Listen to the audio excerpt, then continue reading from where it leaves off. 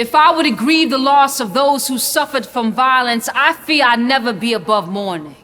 In a season where paper trails lead to vapor trails and cold cases show signs of winter, we've re-entered an era that's not new. We just snap back into a retrofitted reality, covering our heads to protect against the blows of implicit bias, while our brothers are contracted to be public spectacles above the rim. Every day you and me's high below the brim, hoping to exit this world unscathed and well paid, but unjust scales gave us a new balance.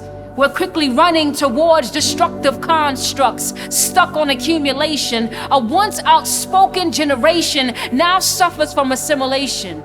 Young, black, women and men are made to feel uncomfortable in the color of their skin. We're intelligently ignorant regarding the seemingly unnecessary belligerence of 12.3% of our population. The majority know why, but they don't know why some of us have hesitation in reciting the Great Declaration. We hold these truths to be self-evident, that the labor force that built the wealth of our nations were considered irrelevant, addressed properly as property, instruct the generation on how they take pride in a foundation they're coming to believe was built on a lie. We know all men weren't created equal because some who were created were never considered men. We fight against a democracy propagated by hypocrisy. The land of the free and the home of the brave became the foreign soil of entrapment and the graveyard of the slave. Fast forward, we're now picketing our defenses. Weighted by our offenses, we're airing resistance, blood pumping, hearts drumming, hands lifted, finally in one accord, driving frantically towards reconciliation, hitting speed bumps and new traffic patterns and policies, yelling, "Can I be next to Batman? 'Cause you robbing my hood."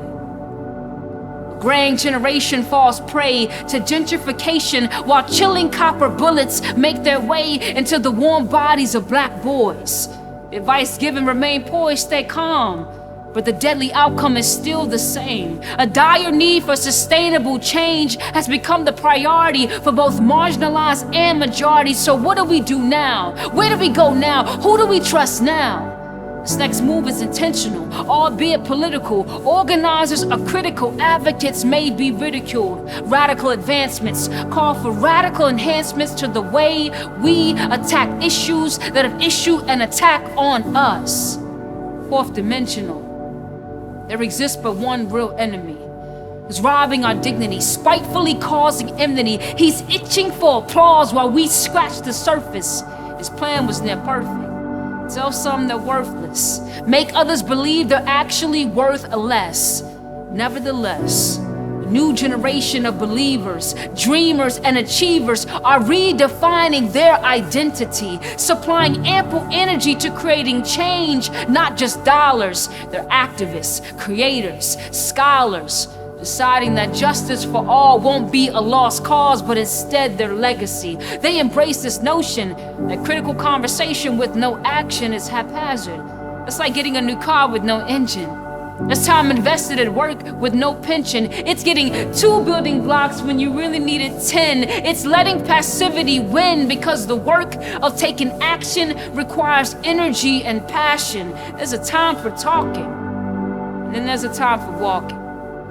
Grab your shoes and lace up. We already know what season we're in. Black.